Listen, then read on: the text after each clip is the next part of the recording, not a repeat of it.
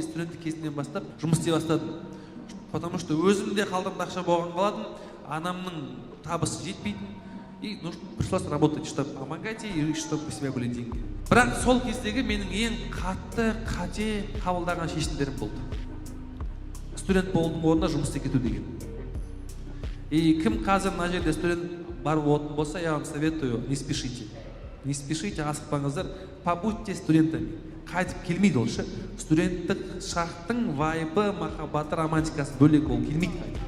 Студент болмаған адамдардың барлығы аңсайды студент болды. Мен мысалға әлі күнге дейін, мен жасым не позволяет, бірақ әлі күнге дейін мен студент болып общагада өмір көргім келеді ше. Другой вайб.